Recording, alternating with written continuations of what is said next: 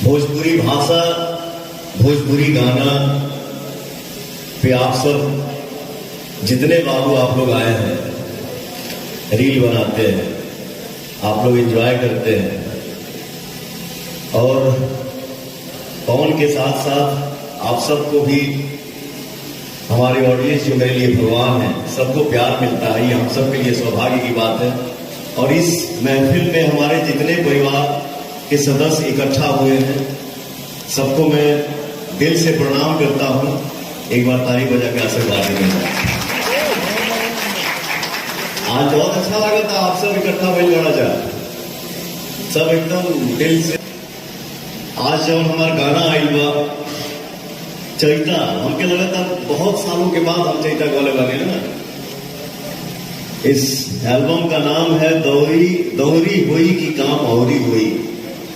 देखिए पवन सिंह जी लखनऊ के एक बड़े होटल में अपना रिलीज हुआ नया गाना दोहरी हुई के काम औरी हुई, उसी गाने के लॉन्चिंग में पहुंचे हुए हैं पवन सिंह जी। वहां पर बवाल मचा रहे हैं, बहुत सारा वीडियो आने वाला है, चैनल को सब्सक्राइब करके रखिए। जय हिंद, जय भारत।